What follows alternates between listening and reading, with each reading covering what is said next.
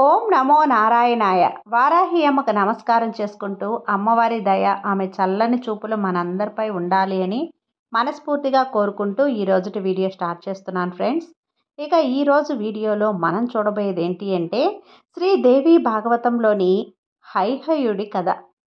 భర్త ఇచ్చిన శాపం వల్ల ఆడగుర్రమైన లక్ష్మి ఆ భర్తకే ఒక పిల్లవాణ్ణి కని శాపం తీరి భర్తతో సహా వైకుంఠానికి తిరిగిపోతూ తన కొడుకును నదీ తీరపు అరణ్యంలో వదిలిపెట్టి వెళ్ళిన కొద్దిసేపటికి చంపకుడు అనే విద్యాధరుడు మదాలస అనే తన భార్యతో విమానంలో అటుగా వచ్చి అసాధారణమైన తేజస్సు గల ఆ శిశువును చూసి విమానం నుంచి దిగి ఆ పిల్లవాణ్ణి తీసుకొని మదాలసకు ఇచ్చాడు. మదాలస అమిత ఆనందంతో ఆ బిడ్డను తీసుకొని మూర్ఖుని తన రొమ్ముకు గట్టిగా అదుముకొని ఒడిలో పెట్టుకొని తన భర్తతో, ఎవరీ పిల్లవాడు, నీకు ఎలా దొరికాడు, వీణ్ణి ఎవరు కని ఈ అడవిలో పారేశారో ఉంటారో అన్నది. ఈ బిడ్డ ఎవరో ఇంద్రుణ్ణి అడిగి ఆయన సరేనంటే పెంచుకుందాం అంటూ చంపకుడు ఇంద్రుడి వద్దకు వెంటనే వెళ్ళాడు. ఇతను ఇంద్రుడికి ఆ బిడ్డను చూపి, ఈ బిడ్డ ఎవరో తెలియదు, తమసా నదీ తీరాన దొరికాడు, ఎవరో వీణ్ణి ఆ ప్రాంతంలో కనిపారేసి పోయింది, నువ్వు అనుమతిస్తే వీణ్ణి ఇంటికి తీసుకుపోయి పెంచుకుంటాను అన్నాడు. అప్పుడు ఇంద్రుడు చంపకుడితో, గుర్రాల రూపంలో ఉన్న లక్ష్మీనారాయణులకు వీడు పుట్టాడు. హైహయుడు అనదగిన ఈ శిశువును విష్ణువు యయాతి కొడుకు దుర్వాసుడికి పెంపుడు ఇచ్చే ఉద్దేశంతో కన్నాడు. అందుచేత నువ్వు ఈ పిల్లవాణ్ణి వెంటనే అక్కడ వదిలేయి. విష్ణువు ప్రేరణతో దుర్వాసుడు త్వరలోనే అటుగా వస్తాడు, ఏకవీరుడని వీడికి పేరు వస్తుంది అని అన్నాడు. ఆ మాట విని చంపకుడు ఆ పిల్లవాడిని తీసుకుని వెళ్ళి ఎక్కడ దొరికాడో మళ్ళీ అక్కడే పెట్టేసి తన దారిన తాను వెళ్ళిపోయాడు. ఇంతలో విష్ణువు యయాతి కొడుకును కనిపించాడు. ఎంతో పుణ్యాత్ములకు గాని కలగని విష్ణు దర్శనం తనకు కలిగినందుకు పరమానందం చెంది దుర్వాసుడు ఎంతో భక్తితో ఆ దేవుణ్ణి స్తోత్రం చేశాడు. నీ కోరిక ఏమిటి అని విష్ణువు అతన్ని అడిగాడు. కొడుకు అన్నాడు దుర్వాసుడు. నీ కోసం లక్ష్మికి నేను కొడుకును కన్నాను, వాడు తమసా కాలింది సంగమం వద్ద ఉన్నాడు, వెళ్ళి తెచ్చుకో అన్నాడు విష్ణువు.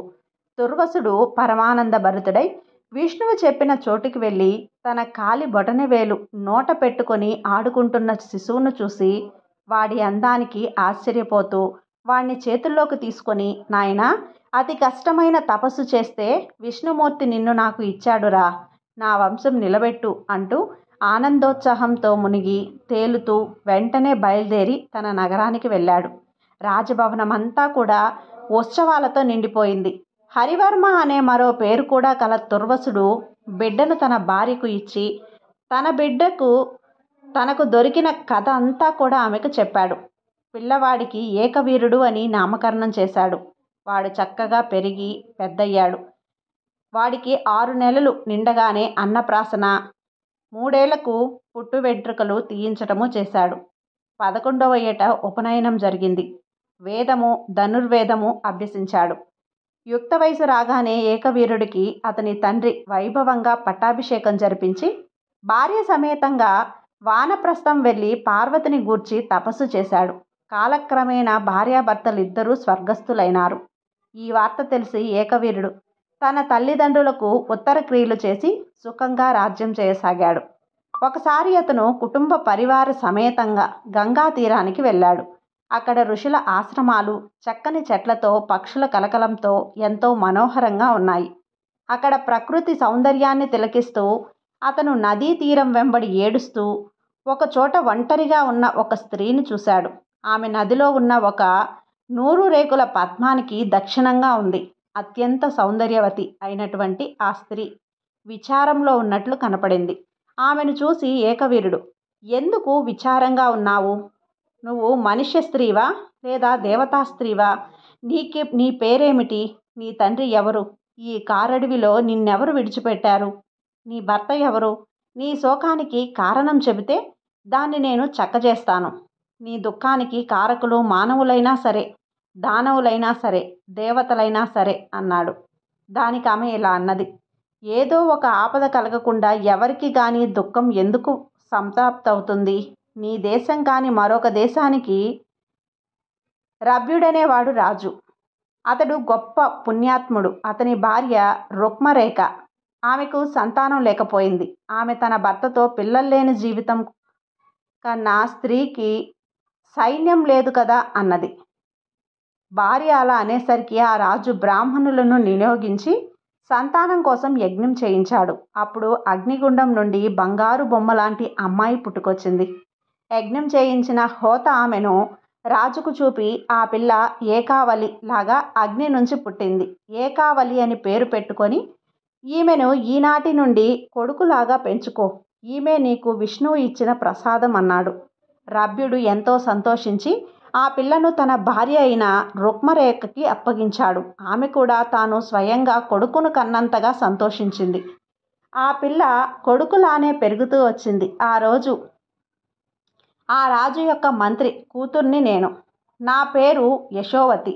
మేమిద్దరము ఒకే ఈడువాళ్ళం. అందుచేత రాజు నన్ను తన కూతురికి ప్రియసఖిగా నియమించాడు. మేమిద్దరం ఎంతో సౌఖ్యంగా ఆడుకుంటూ ఉండేవాళ్ళమి. రాజకుమార్తెకు పద్మాలంటే అమిత ఇష్టం. అందుచేత ఆమె రోజూ నన్ను ఇతర చెలికత్తెలను వెంటబెట్టుకొని గంగానదిలో పద్మాలుండే చోట జలక్రీడలాడడానికి వెళ్ళేది. అంత దూరం పోవద్దని నేను ఎంత చెప్పినా వినేది కాదు. అందుచేత నేను ఆమెకు గల ఈ అలవాటు గురించి ఆమె తండ్రికి చెప్పాను.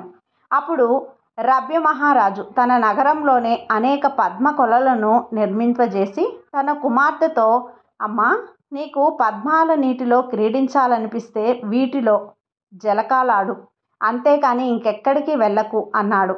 కానీ ఆమె దూర ప్రదేశాలకు వెళ్ళటం మానలేదు. అందుచేత రాజు ఆమె కోసం సాయుధ పటుల రక్షణ ఏర్పాటు చేశాడు. ఆమె రోజు తండ్రితో చెప్పి నన్ను ఇతర చెలికత్తెలను వెంటబెట్టుకొని గంగానదికి వస్తూ ఉండేది. ఇలా ఉండగా ఒకనాడు ఉదయం మేం మామూలు ప్రకారం ఇక్కడికి వచ్చాం. మా కళ్ళ ముందే రతీదేవి అప్సరసలతో వచ్చి ఇక్కడ జలక్రీడలాడుతుంది. నా సఖి వారితో కలిసి ఆడసాగింది. ఇంతలో కాలకేతుడనే రాక్షసుడు రాక్షస సపరివారంతో ఇటుగా వచ్చి నా సఖి ఏకావళిని చూసి ఆమెను ఎత్తుకుపోయే ఉద్దేశంతో సమీపించాడు. అది నేను చూసి ఎవడో రాక్షసుడు వస్తున్నాడని గట్టిగా కేక పెట్టాను. అప్పుడు నా సఖి తిరిగి చూసి రాక్షసుడికి భయపడి పరిగెత్తుకుంటూ వచ్చి మా అందరి చెలికత్తెల మధ్య తాగింది. తర్వాత కాలకేతుడు తన గదతో మా సాయుధ సైనికులందరినీ తరిమికొట్టి జగన్మోహిని అయినటువంటి నా సఖిని తీసుకుపోయాడు. నా సఖి భయంతో ఏడవసాగింది. నేను చెప్పేది ఏమీ లేక ఆ రాక్షసుడితో ఆమెను వదిలిపెట్టు, కావాలంటే నన్ను తీసుకుపో అని ఎంతగానో వేడుకున్నాను. వాడు నా మాటలు వినిపించుకోకుండా ఆమెను తీసుకుని బయలుదేరాడు. నేను కూడా ఏడుస్తూ వాడి వెంట వెళ్ళాను. నన్ను చూసి ఏకావలి కొంచెం స్వస్థురాలయ్యింది. ఆమె నన్ను కౌగిలించుకొని ఏడుస్తూ ఉండడం చూసి కాలకేతుడు తన నగరం చూపించి, నా నగరం స్వర్గానికి తీసిపోదు. ఈ సఖికి ధైర్యం కలిగేలా చెప్పు. నేను తనకు దాసుడుగా ఉంటాను. మీరు నిశ్చింతగా ఉండండి అని నాతో అని నన్ను కూడా ఏకావలితో పాటు రథం మీద ఎక్కించుకొని వేగంగా తన నగరానికి చేరాడు. అక్కడ తెల్లని ఇంట మా ఇద్దరి బస ఏర్పాటయింది. దాని చుట్టూ విచ్చుకత్తులు పట్టిన రాక్షసులు కాపలా ఉన్నారు.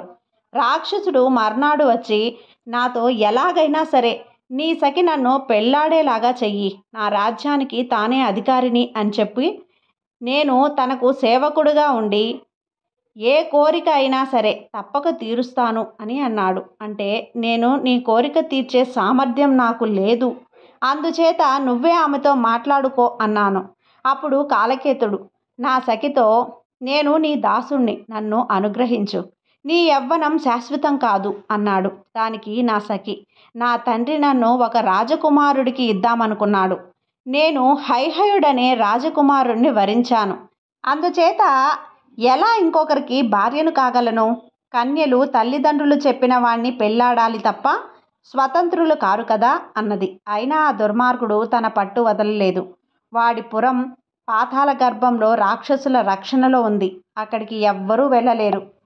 యశోవతి చెప్పిన ఈ కథంతా కూడా విని ఏకవీరుడు, రాక్షసుడు నిన్ను, నీ సఖిని తన పురంలో ఉంచాడన్నావు కదా, నువ్వు ఎలా ఇక్కడికి రాగలిగావు? హైహయుణ్ణి మీ సఖి ప్రేమించినట్లు చెప్పావు. నేను తప్ప హైహయుడనేవాడు మరెవరూ లేడు. మీ రాజుగారు నాకియ్యటానికి ఈ పిల్లను కన్నాడా? సంకోచం లేకుండా చెప్పు. అదే ఆయా మాటైతే ఆ రాక్షసుణ్ణి చంపి నీ సఖిని నేను తెస్తాను. అక్కడికి దారి చెప్పు. ఇంతకు తన కూతుర్ని రాక్షసుడు హరించిన సంగతి రాజుకు తెలుసా? తెలిస్తే ఆమెను రక్షించే ప్రయత్నం చేయకుండా ఉంటాడా? ఆయన బొత్తిగా అసమర్థుడా అన్నాడు. దానికి యశోవతి ఇలా అన్నది. చిన్నతనంలోనే ఒక సిద్ధుడు నాకొక మంత్రం చెప్పాడు. నేను రాక్షసుడి పట్టణంలో ఉండగా నాకు ఆ మంత్రం జ్ఞాపకం వచ్చింది. మంత్రంతో దేవిని ఆరాధిస్తే ముక్తి లభిస్తుందనుకొని ఆ మంత్రం జపించాను. ఎర్రటి బట్టలు ధరించి ఆ దేవి నాకు కలలో కనిపించి, నువ్వు వెంటనే లేచి గంగకు వెళ్ళి పో, నీకు రాక్షసుడి భయం వద్దు, అక్కడికి నా భక్తుడైన హైహయుడు వస్తాడు. అతడు నిన్ను చూసి రాక్షసుణ్ణి చంపి ఏకావళి చెర నుండి విడిపిస్తాడు.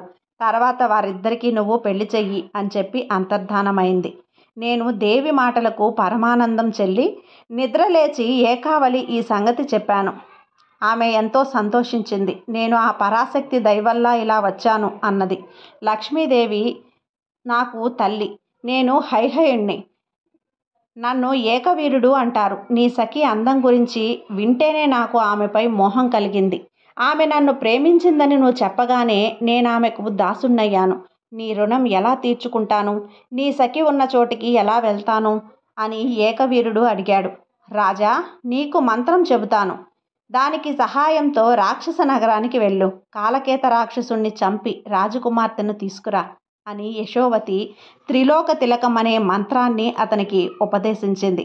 దాని సహాయంతో ఏకవీరుడు యశోవతికి తన సేనను వెంటబెట్టుకొని రాక్షసపురానికి వెళ్ళాడు. పెద్ద సేన వస్తుందని దూతలు కాలకేతునికి చెప్పారు.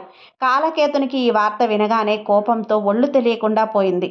వాడు ఏకావళి దగ్గరికి పోయి, సేనతో వస్తున్నవాడు నీ తండ్రి అయితే ఎదురు వెళ్ళి స్వాగతం చెప్తాను, మరొకడైతే మాటైతే క్షణం చంపేస్తాను. చెప్పు, ఎవడా వచ్చేది అని అన్నాడు.